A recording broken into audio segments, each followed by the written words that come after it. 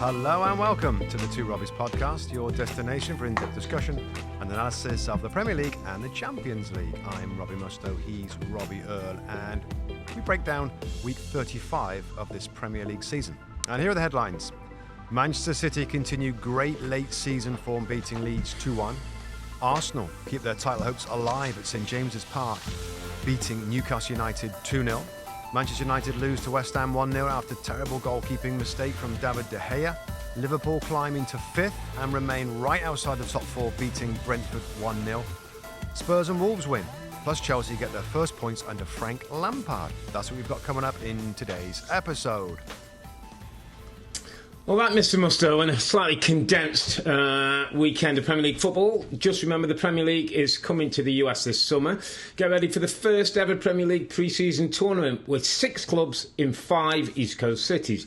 Aston Villa, Brentford, Brighton, Chelsea, Fulham and Newcastle will play in Atlanta, Harrison, New Jersey, Orlando, Philadelphia and Maryland near DC. The action kicks off on July the 22nd. Tickets are now on sale and are going pretty well, so get over to www.premierleague.com/summer series. All the information will be there about the games, about the tickets, about the squads. So if you're going to be on the East Coast in the end of July, make sure you get your tickets and come and see some Premier League action in the USA.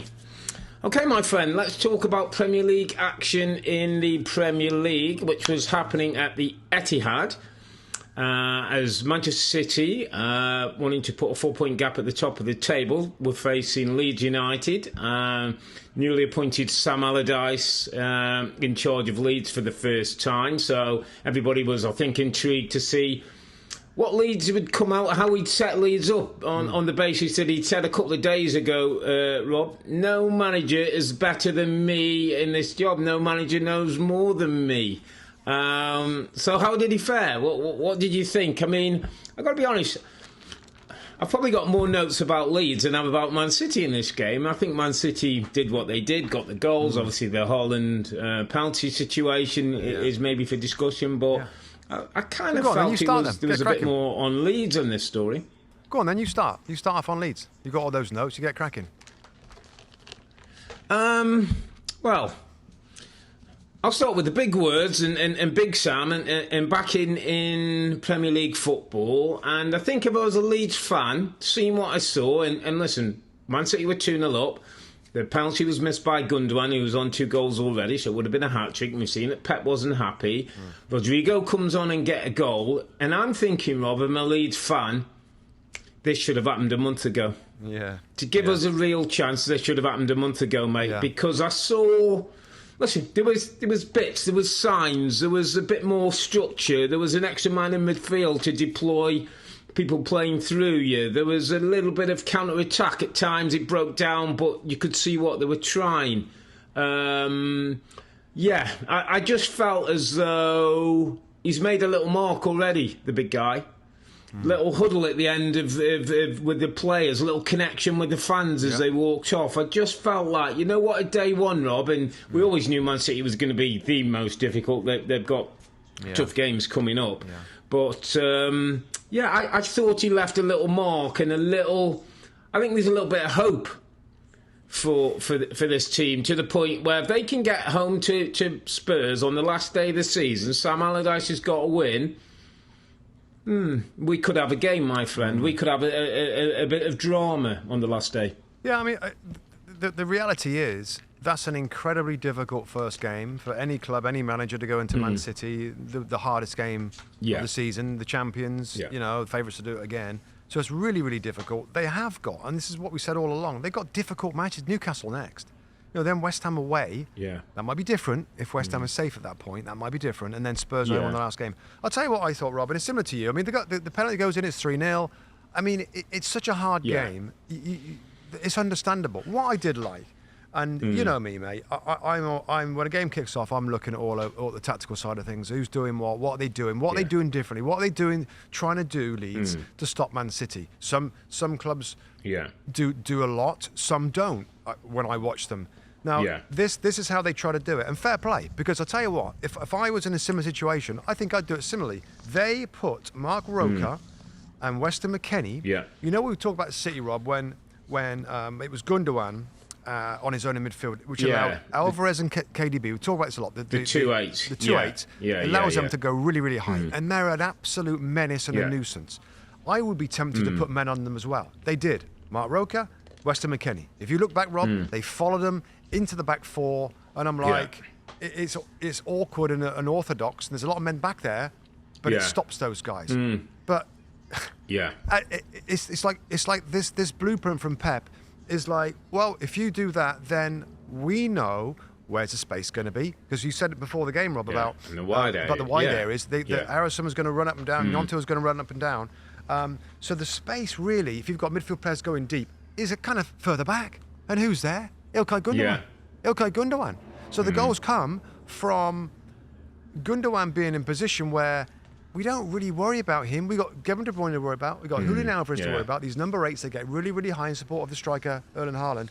And the blimmin' one guy that's like is kind of spare in there, because you got Forshaw picking up one of Gundogan or the Rico Lewis going to Rico Lewis, who's come in. Deeper midfield players, like they're kind of okay. Like well, they weren't okay. And that just shows you how hard it is, because if you leave somebody free, and it was Gundogan that found himself free on the edge of the box, he gets it. His finishing is incredible. And listen, we of course his timing of his runs, Rob, as well, you know, is a little bit underrated. His timing of his runs, he's a very cute, well-timed runs in the box. Remember the season, I think, got 13 goals, didn't he, a couple of seasons ago? Yeah. We have an underappreciated performer, right? And I always think, I'm like, we've had him before. He would be the underestimated performer for this club for seasons, for years. For the season, for me. He's such a good player. He's such a good player. Doesn't give the ball away. Yeah, he's a he great knows player. when it's possible for him to have some space and score goals. Did it brilliantly today. 2 goals. Not today. Yesterday, wasn't it? 2 goals. So Saturday, I mean, God, just when you've got a bit of a plan and you feel you've got most things tied down. The wide areas weren't too bad. Those high 8s were sorted, but then Gundogan's left and he scores 2 goals. So, so on Leeds, at least they thought about it. Carl Robinson, Robbie Keane, Sam Allardyce. They've got a bit of a plan. They've watched the games. They had a bit of a go at it. And my goodness, I mean, it's going to be hard, given what Leeds have done this year in terms of goals conceded, in terms of defending players, to stop City. But at least they had a bit of a go, and at least it was tight. I mean, at 2-1, you know, they're in the game right to the end. Later on, it got a little bit, So let's just finish on City, Rob, and then we can turn a little bit to Leeds and maybe what's coming in the future. So a couple of things that stood out. Obviously, the penalty incident. You know, so Foden gets taken down, clear penalty. Gundogan's on 2 goals already. So, you know, Haaland picks up the ball, hands it to Gundogan, gives him a pat on the back, almost like, go on, mate, go and get your hat-trick. Gundogan hits the post, comes out, Leeds clear the ball. We then go on to see Leeds get a goal in the game. And, you know, for 5 or 10 minutes, just what if? Pep went absolutely crazy. Went crazy at Haaland for giving him the ball. You know, you could virtually see him mouthing, "You're our taker, you take it, you take it." I noticed when Gundogan came off, Rob, he didn't go over to Gundogan, by the way, and Gundogan has since reported that, you know, Pep had a few words with him as well. I thought it was an insight into the ruthless driving force that is Pep Guardiola. There's none of that, get yourself hat-trick, Ilkay's great, pat on the back, you know, high five. There was none of that. It's business for this guy. Yep. And I thought it was a lesson for Haaland. I thought it was a lesson for Gundogan. I thought it was a lesson for the team. Yep. One, they got away with. And I think it tells you, Rob, why, you know, people ask, will they do it or won't they do it and whatever. He's not going to allow any of that sentiment and high-fiving and maybe showboating and that, mate. It's about business. And I thought it was quite a really strong statement by him, or strong actions in that he's still the boss, very much the boss, mate. No, I just sat back there and listened to you because I know we're going to say the same thing. And I mean, to be fair, and I don't think Tim will mind me for saying this, Tim sort of thought, he kind of got it. He said, yeah, I kind of get it. Like, it's something that might happen, and it's just... and I think his point was, listen, if he scores there, like, everybody's happy and nobody says anything. Yeah, everybody's happy. That's correct. It's a great... That's correct, but it didn't. And that's the very, very essence of these. Someone like that, if he scores, it's okay. If he doesn't score, then that's a big, big problem. Yeah. And I'm with you. Pep's been there, seen it all before, Rob. He's seen it all before. He knows what's possible. He's seen it, like teams find a goal from somewhere, and then the last 5 or 10 minutes, whatever it was, was a little panic. Bit, doesn't it? Yeah, they putting a few balls in, and which is just drama based on that. Yeah. I want to get your sense just on this one, and it's not an either or, and it's not a reflection. I was quite surprised that Haaland did it. I got to be honest. Based on the record, what we saw last week, Rob, we were working together. The 35 goals, he gets another chance to make it 36. Part of me was a little surprised about the mindset, and again, no one's right, no one's wrong. I'm trying to say, I think if that's Harry Kane, if that's Mo Salah, they're not passing that on, mate. I think that's personality, maybe. I think Mo Salah's looking at you like, are you crazy? Yeah. I get another goal on my list, and I'm breaking records. Yeah. Listen, I just thought it was an interesting, different mindset for younger man who maybe at 22, Rob feels, I'm going to get loads of goals and it doesn't matter. Yeah, today we found the footage, the tactical camera that showed the actual action of him passing the ball over. And he not only passed him the ball, he passed him the ball, Rob, and was arm around the, give him they had a little hug. Yeah, give him a pat on the old, didn't he? Go on, mate, off you go. Yeah. So it's an interesting point, Rob, and it's interesting you brought that up because I hadn't thought about that so much. But you're right. I mean, he's young. He's such a good human. He's such a good person. Pep's said it a few times. He's such a pleasure to work with. He's such a great pro. And it's not as though we could ever say about this guy, he lacks a little bit of determination to score. I mean, he's a ruthless... Complete opposite, isn't he? Yeah, he's a ruthless finisher, man. He's, and so it's not something you'd worry about, but you're right. I mean, give me the ball. Like, I want this record to stand. Get me to rack up the goals here. Yeah, rack up the goals. Yeah. And by the way, Rob, I want to get close to Dixie Dean. Yeah, but just on it in a slightly different angle with Pep. Was you? Yeah. Were you anyway surprised that Haaland started this game and played for so long, given the size of the game that's on Tuesday, about 3 days later? Yeah, it's a good point. It's a decent point because I just wrote down. I was looking at the teams and just wrote. So there were 7 changes. Ortega was one, which is also a bit interesting, Rob. That he drops Ederson the West Ham game, then plays in the game before, which just seems a bit strange, but whatever. Yeah. But Diaz, Walker, Stones, Rodri, Silva and Grealish all were rested from the West Ham game. Didn't start today. Yeah, you just wonder with him. I think it's rhythm. I think he wants him to keep scoring, Rob. I think he wants him to keep breaking records. And I think that played maybe into the why he was as mad, that he has a chance to score and he doesn't take it. I mean, listen, how can you criticise? How can you not look and say? I mean, the only I suppose the only slight comparison, it's very different in the ways, would be sort of Saliba at Arsenal, Robin, playing in the Europa League when he does his back, and what effect that's had on Arsenal. Yeah. You kind of think, if Haaland had one of those moments, what effect might that have on the Champions League? But again, I think Pep sees him, knows him. He's talked a lot about his body, hasn't he, and how we work with him. They got the physios travelling with him, and his food and his sleep and all that. So he obviously feels he's in good shape. He obviously feels he can recover at 22 years of age, play the games, and he was out there to play. But yeah, it's an interesting point. Somebody as key and who could be so important in these next 2 games against Madrid, whether he plays.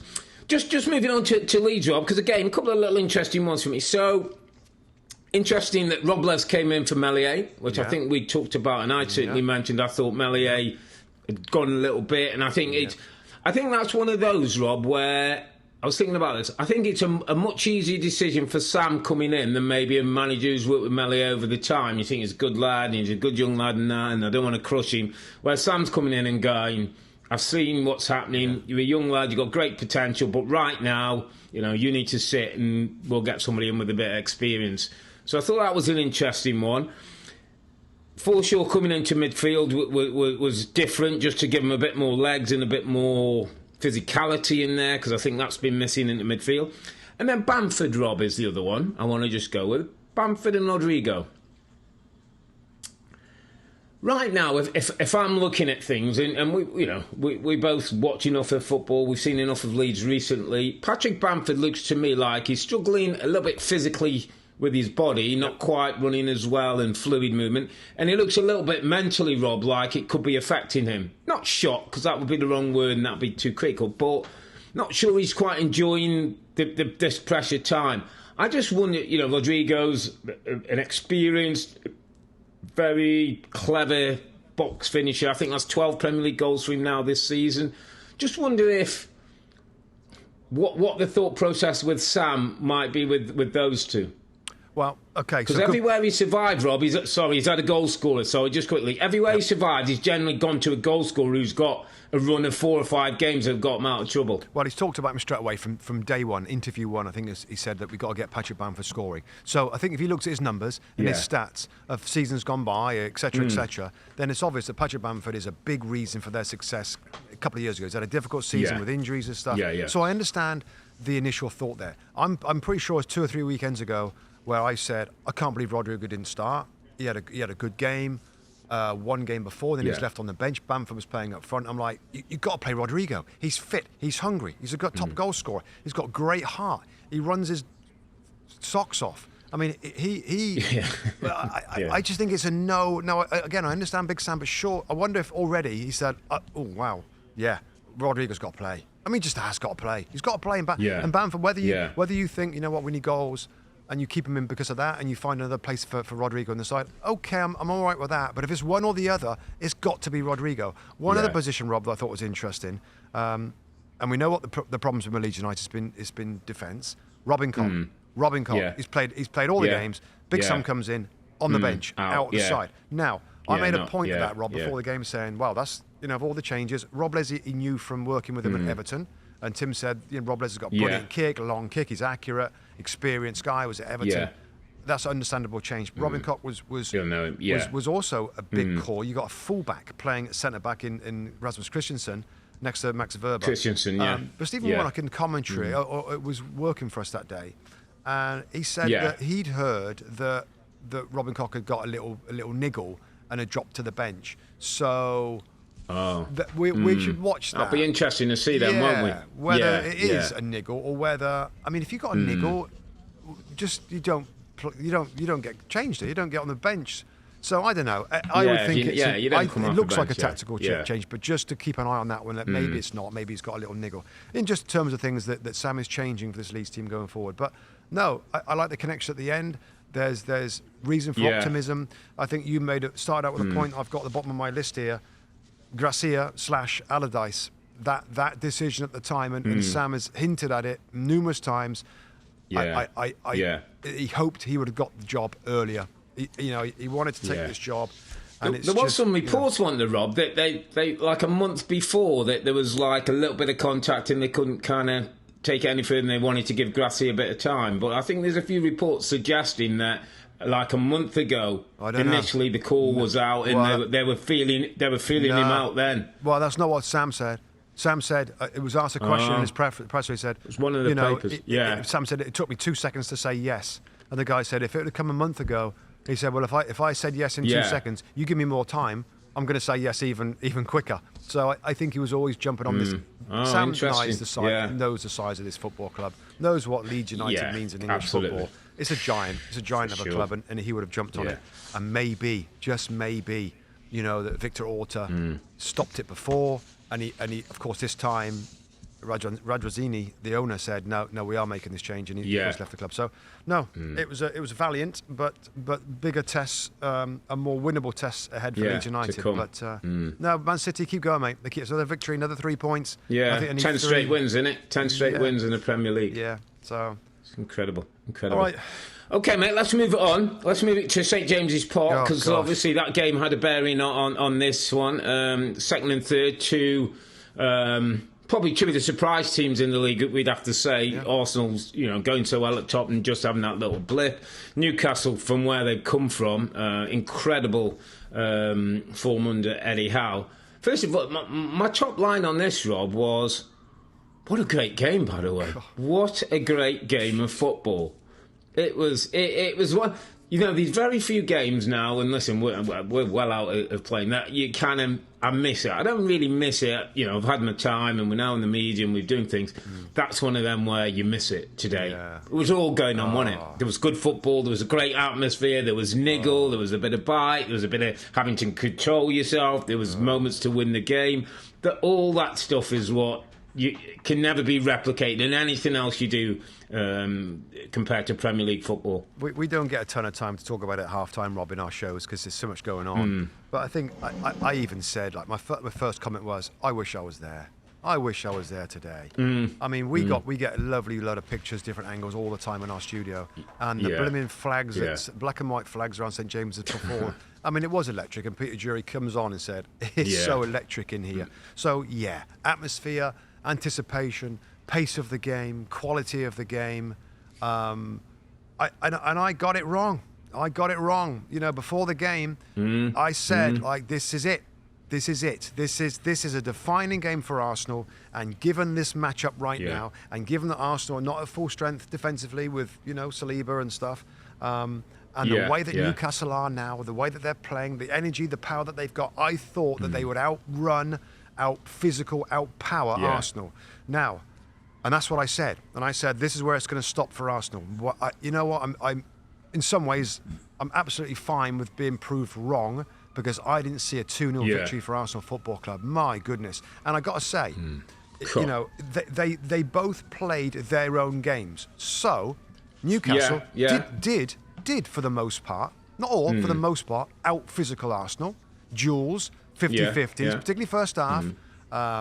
Aerial challenges, shoulder barges, they did.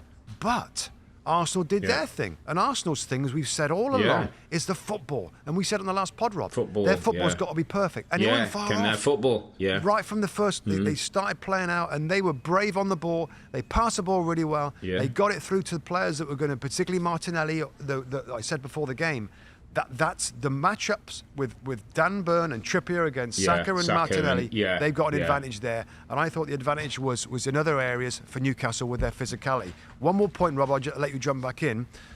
The midfield of Arsenal surprised me, and well done, done. Jorginho, at times was pushed aside a little bit.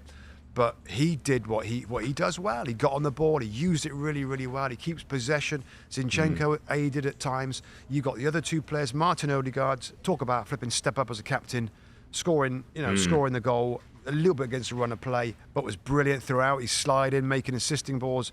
So I thought he was excellent. And Granit Xhaka, Robbie Earle. Granit Xhaka. Some of it, my guy. Yeah, I mean, the challenge he made in the second half, I don't think we had it in the highlights. Yeah, he's like another centre back. Block. Yeah, the block. I mean, sorry, incredible. This game could have been 4-3 Arsenal. 2-0's harsh on Newcastle. There wasn't much between them, Rob. I tell you, they went toe to toe. Both had chances. Newcastle hit the post. They should have found corners on free headers. But Arsenal could have scored as well. I thought it was a brilliant game, but mostly, and I'll hand it back to you, what a flipping spirited, brave, fighting performance from Arsenal that keeps them right in there with a chance of winning the Premier League title.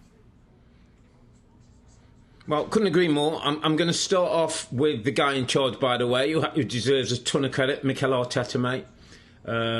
With the way he set his team up. I heard before the game he played the Newcastle defeat last season that got him out of Champions League and said to the boys, we do not want to feel this disappointment again. It was a reminder. I thought, some of those little things he does with thought, and we've seen with the documentary and that, are spot on.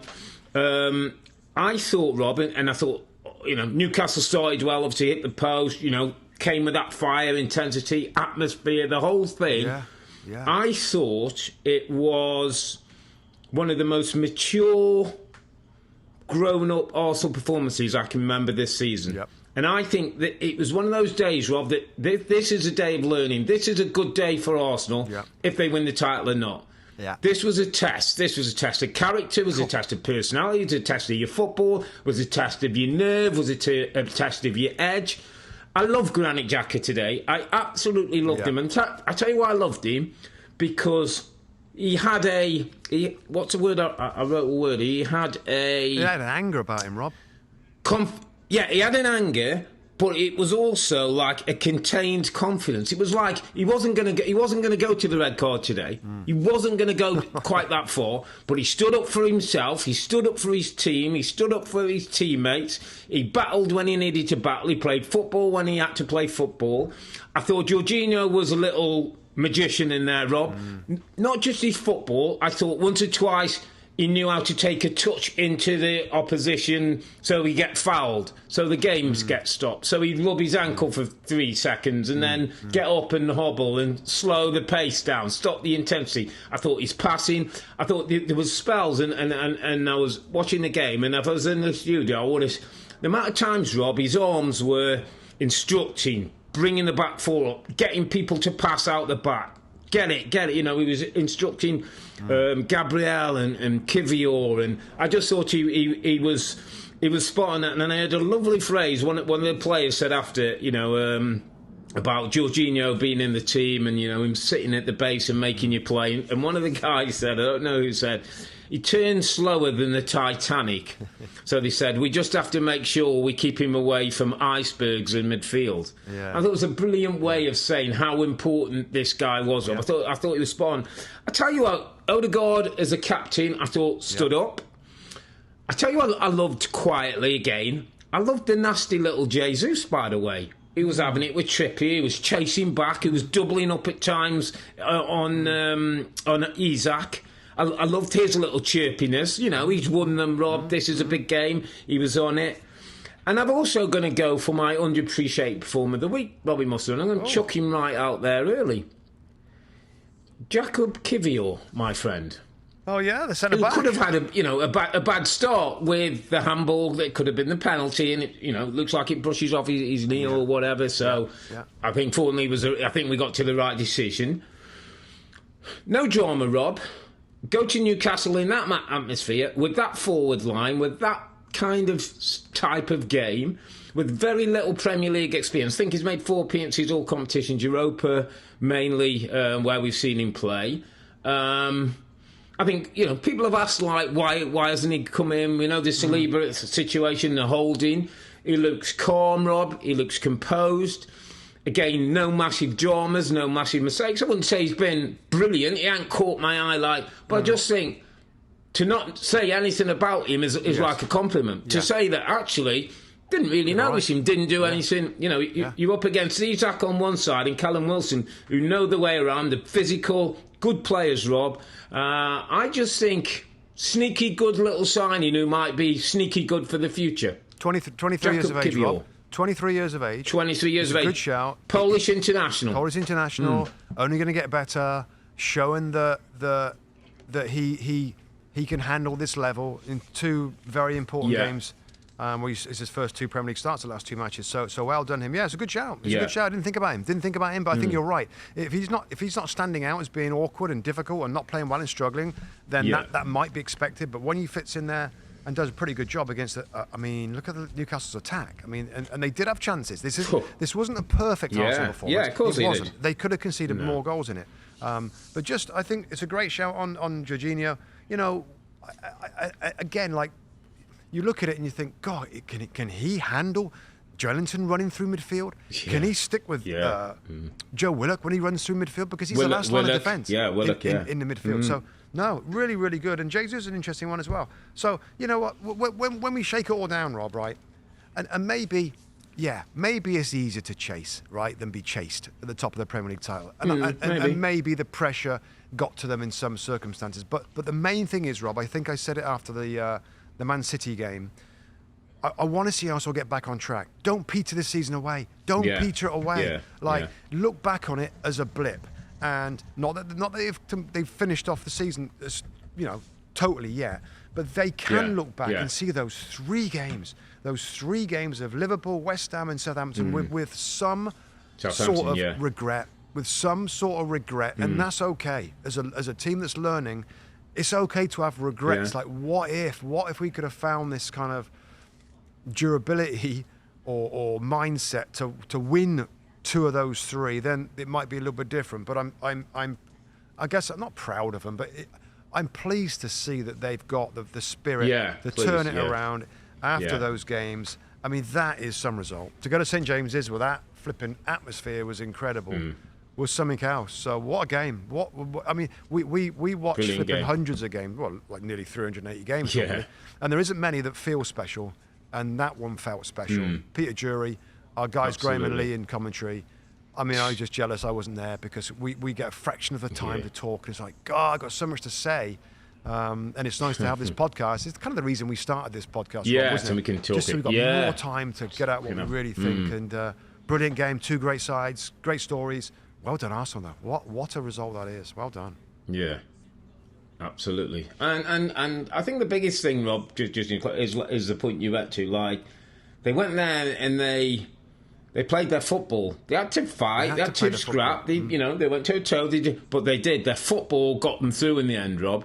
They kept their nerve. They kept their control. Their football got them through. Thought it was also interesting, just a little Arteta one, just I made that as well. I thought the Tierney on Zinchenko was an important time because Zinchenko started setting off not well, didn't he? And Murphy went past him a couple of times, and I think he just went like, change. Boom, in you go, out you go, and again, I thought... The thing with that, Rob, I remember saying... Mikel Arteta deserved a lot of credit. I just said in the studio, though, OK, that's a big call, it's a defensive call, but you get the defensive strength of Tierney, but you lose the football. So we just said it's important. So you lose that player in there that did a really good job, but it worked out. It worked out. Just quickly, Rob, before we move on, just title race. Like they've got now 3 games left. Brighton at home. You know, correct. Forest away, yes. Forest Wolves away. at home, yes. Wolves at home. There's 9 3 points winnables. there. 3 winnables. 3 winnables, 90 points. I said before that their target is 90 points, Rob, and I know that's all. Their target is 90 points, and 90 points is no regret. 90 points is the blip that happened, and we couldn't stop it. But 90 points is no regret. Anything less, I think, can be a wonder what. I wonder if. Yeah. I mean, City have got the games. We've talked about them. But we've just talked about City before. You know, those. Real Madrid, I know the squad and all that. Yeah. 2 games against Real Madrid. I know. 2 games against Real Madrid.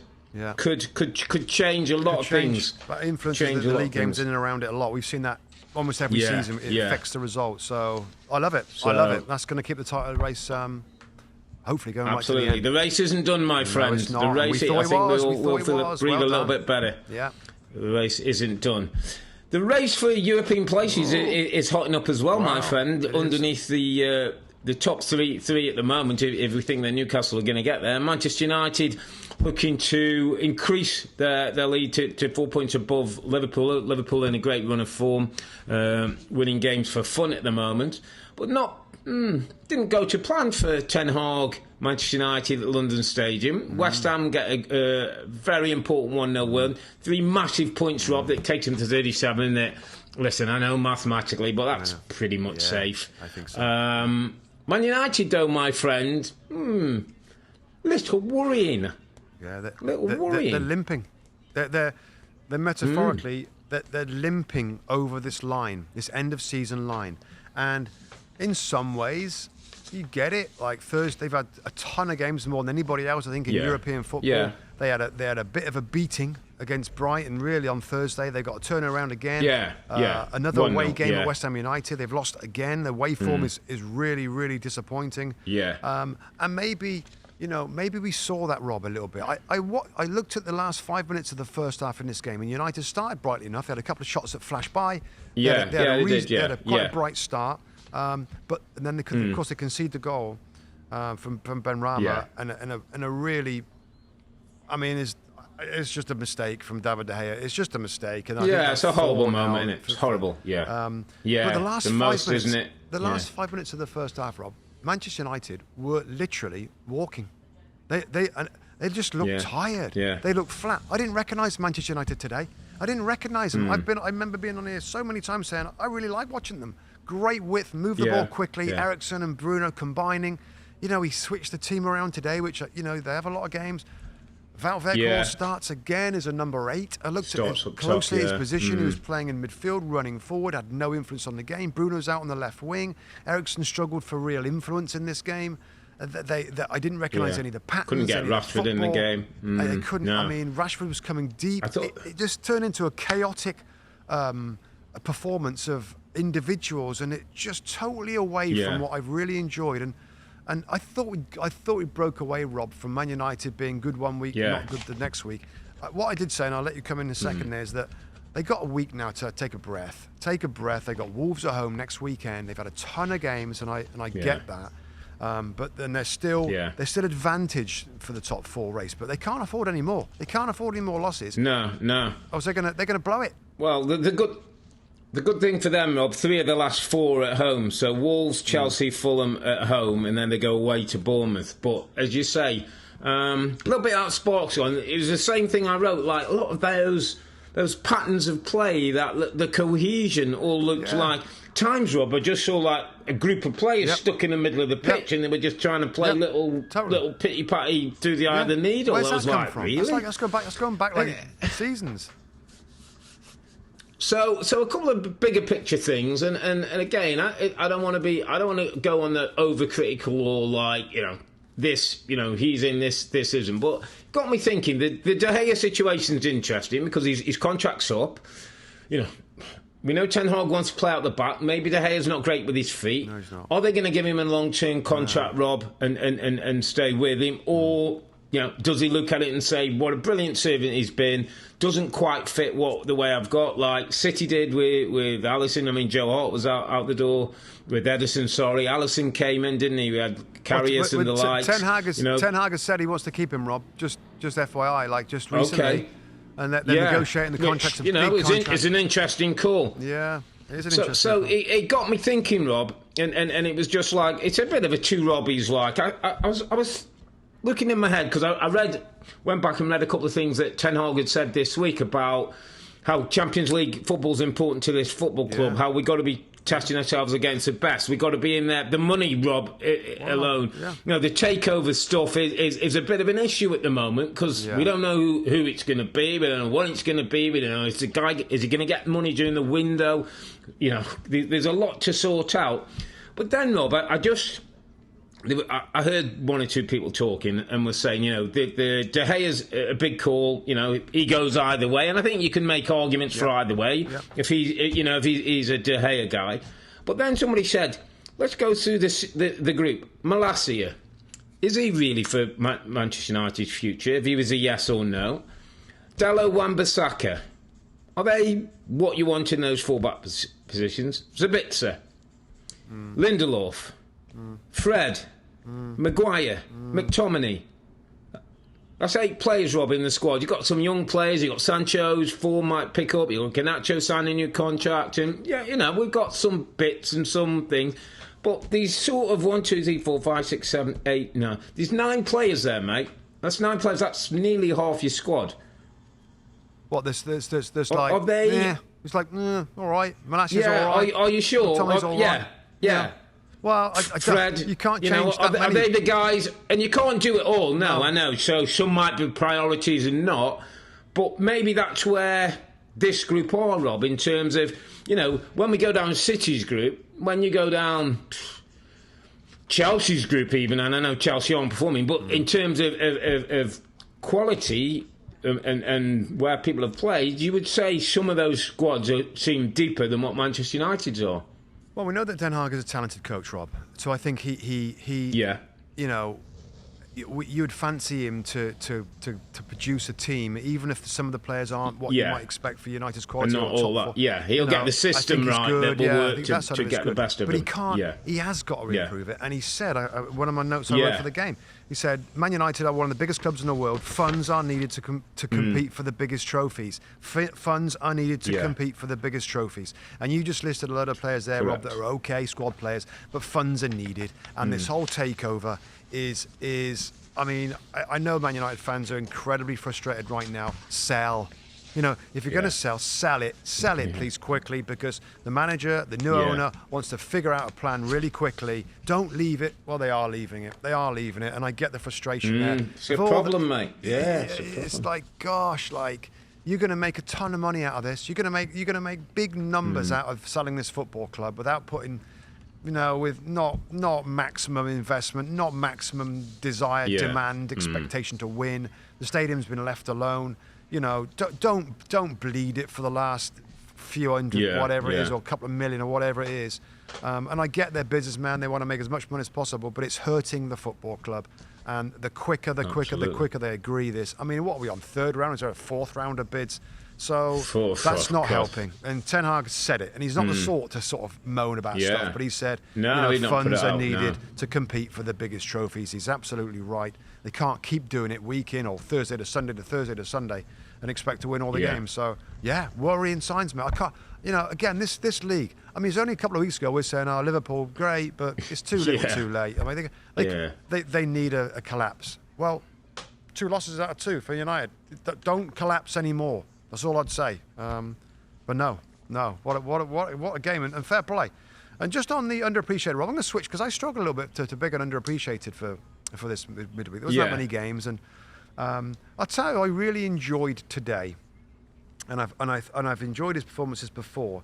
Is the Moroccan defender Nayef Aguerd for West Ham United. Centre-back, we saw lots of him for Morocco in the World Cup. Looked really, really good, looked strong, He's quick. There's a couple of runs today, he's got great pace. He made a great block late on. I think he had cramp from it. He's good enough in the air.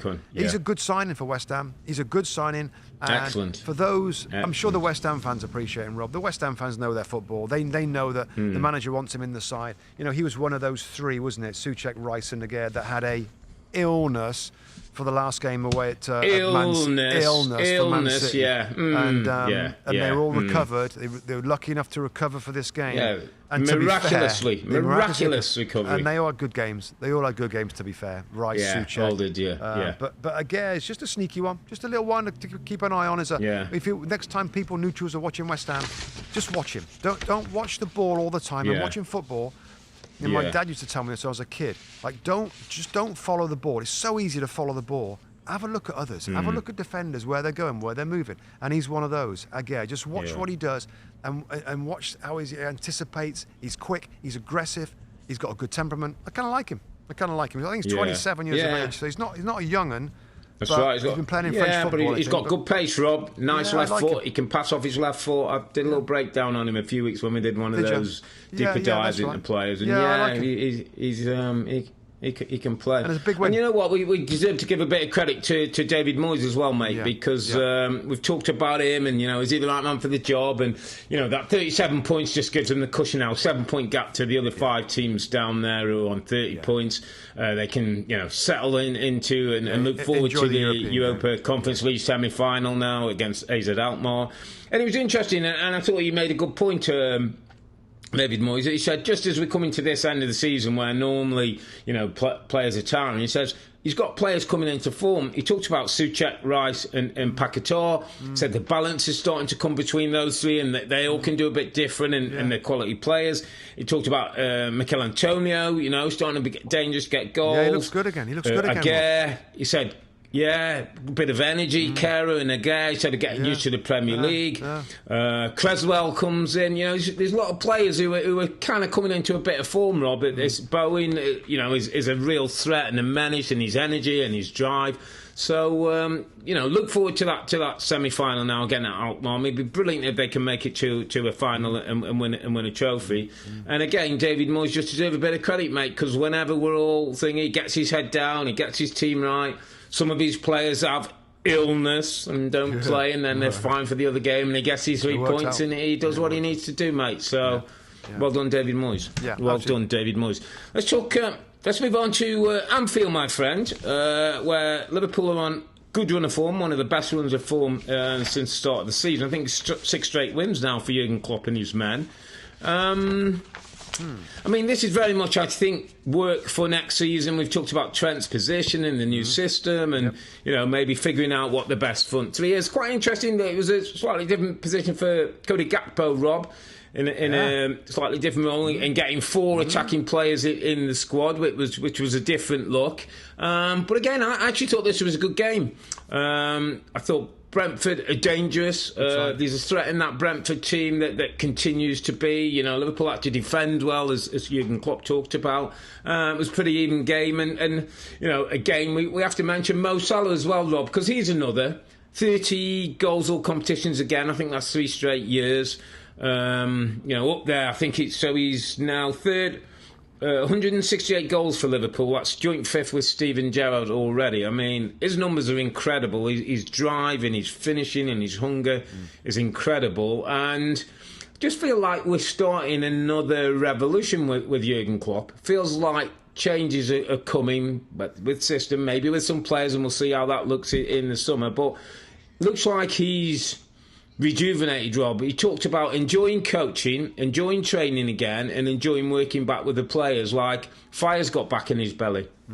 Yeah, I agree with that. I agree that he's trying to. He's changing. Things are changing. The team is changing. He's looking at different things, different situations. I didn't think it was a total performance. I don't think it was a great performance of Liverpool, Rob. I thought it was a hard-earned victory against a Brentford side that the more I see them, the more I like them. A manager changed his system in this game. He can change. He's got two systems cracked off: 5 at the back, 3 in midfield, 2 at front, or 4 at the back, 3 in midfield, 3 at front. And there's 2 ways of playing. I like that. They're both grooved off in both ways. They got physicality. They got a little bit of quality. I really like watching Brentford play. This was not an easy game for Liverpool. Interesting points I've got here. Of course, the Trent Alexander-Arnold experiment continues. The ball that he played in for Darwin Nunez, Rob, do you see the ball? He floated over the top. Yeah, he should score, shouldn't he? Yeah, he goes over the top. Yeah. So that continues to be, yes, please, that's the way forward. You know, I thought Konate is an excellent centre-back.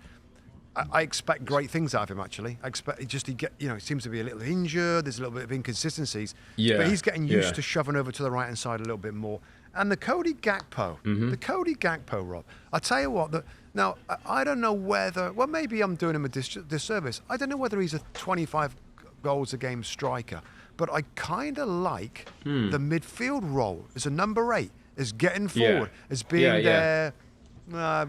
Joel Linton, like converted striker to a number 8 that gets forward. Man City have the number 8 to get forward. I kind of like his. I love his attitude. I love his work rate. He works back. He tackles. It looks like he's got a great attitude. A great professional. He gives you a goal threat for midfield. He's neat and tidy enough on the ball.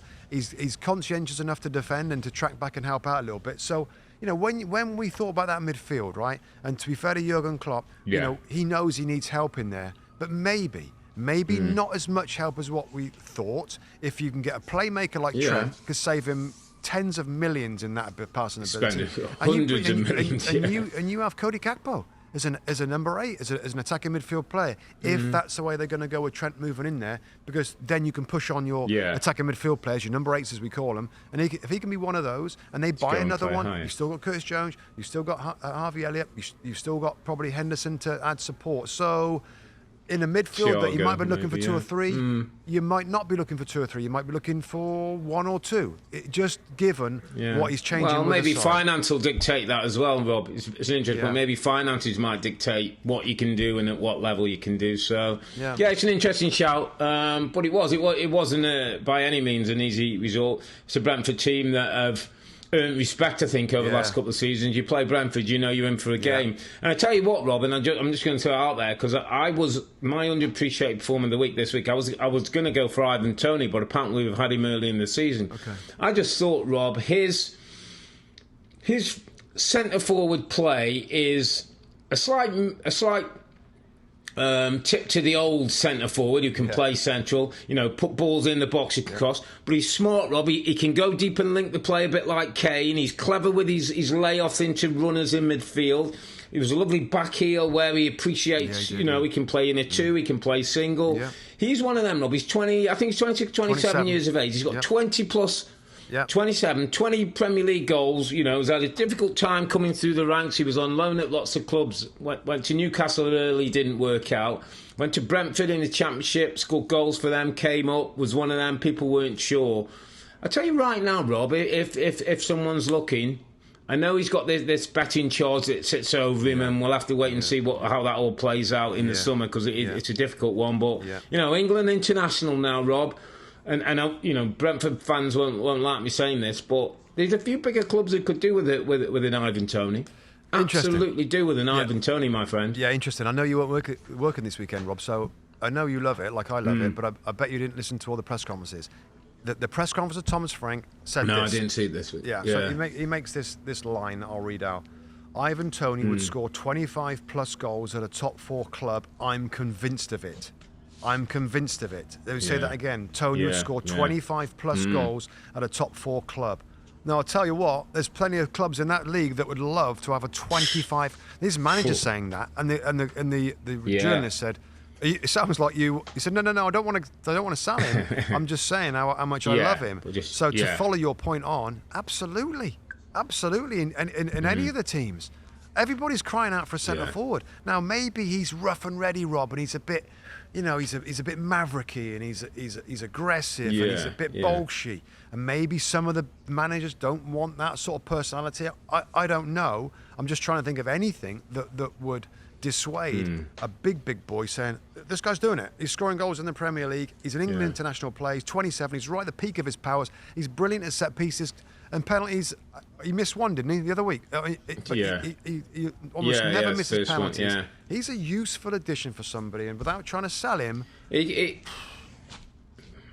Let me tell you, there's another club in West London in blue who could do with a centre forward, mate. And listen, he'd get you out of a problem right now for a couple of seasons if you're looking. But listen, I don't want to, as you say, sell him off. Brentford have got ambitions and they do their things really well. But just wanted to give him a mention. It was against, you see Mo Salah on one side, who's an artist at the very top of his trade. I just thought Ivan Toney deserves a mention. Someone who's come through difficult times, worked his way into the Premier League, and 20 plus goals. And it's not always about sometimes going through the big academies and that. Sometimes you've got to work your way through and take your opportunities. So good win for Liverpool, keeps them in there, Rob, and in with a shout now. They've just got to keep winning here on in. I think they've got winnable games, Rob. I looked at Liverpool's running, actually. I think it's Leicester away, Villa at home, Southampton away. Leicester, Villa, Southampton, I mean, that's 3 winnable games. If they can keep the pressure on and hope United fail, might just sneak themselves into Champions League football, which would be incredible, wouldn't it, after the start they've had. OK, mate, time to just wrap up a few of the other results. Tottenham 1, Palace 0. Harry Kane, no surprise, with a header just before half-time. Important header, milestone header, actually. So 209th Premier League goal, which sets him second outright now. Jumps ahead of Wayne Rooney, who were equal on 208. So only Alan Shearer above him there. It was a goal, I think it was his 10th headed goal of the season, so it's the most by any individual player in a single season. And it was his 100th Premier League goal at home. He's the first player to get 100 Premier League goals at home and 100 Premier League goals away. How many stats are you going to chuck out? For a number of reasons. How many stats are you going to chuck out? Amazing data and fact. It's a king's coronation, and a King Harry deserves to be data and fact. Yeah, you're absolutely right. I mean, fair play to him. I don't know where Tottenham are going to, I don't know where they're going to finish up. I don't know where they're going to look for the next manager. There was a report this week saying that Julian Nagelsmann is spoke again.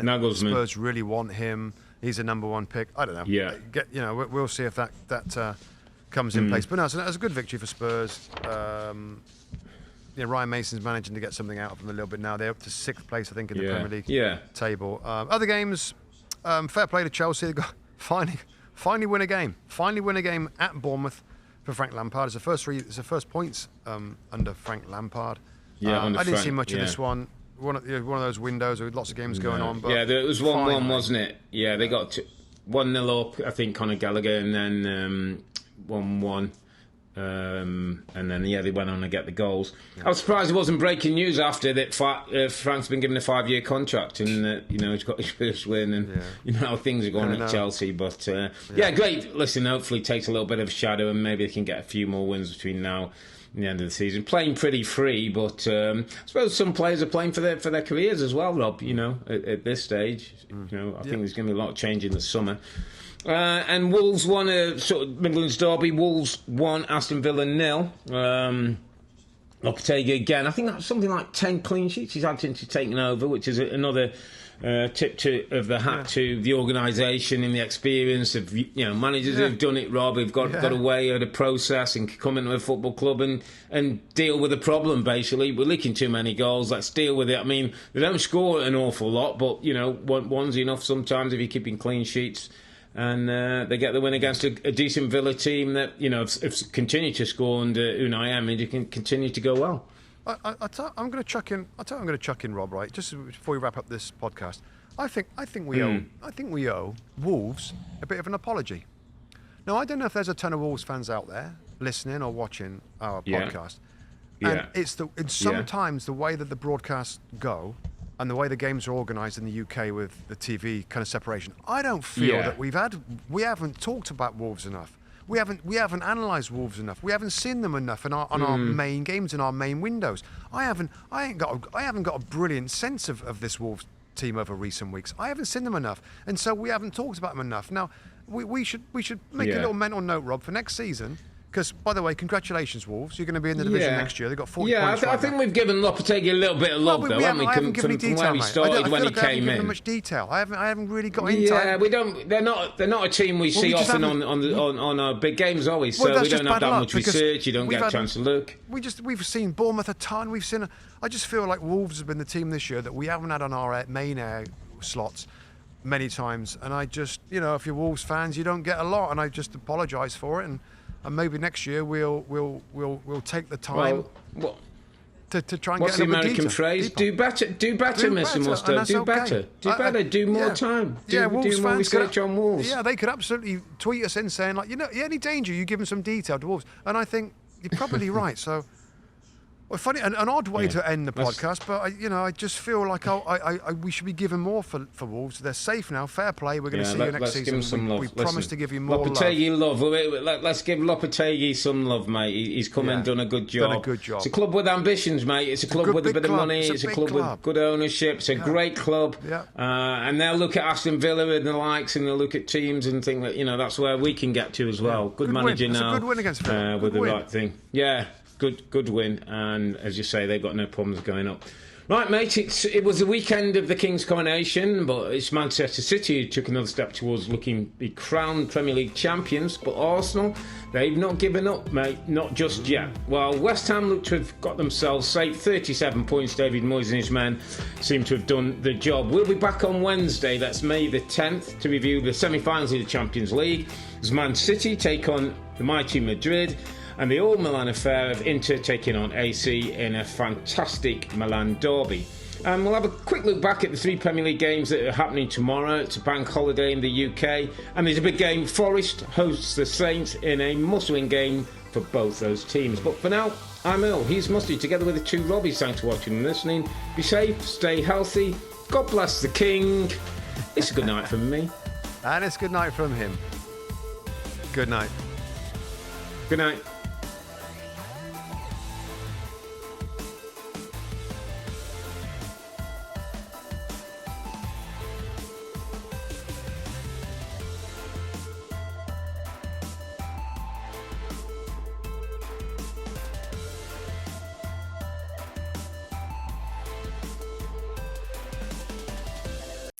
Hi there, I'm Rebecca Lowe, studio host for NBC's coverage of the Premier League. Don't forget to hit subscribe to watch more videos all season long. For even more Premier League content, from original series to live matches, head over to Peacock and be sure to tune in for Premier League mornings every weekend on USA Network and on Peacock. We will see you over there.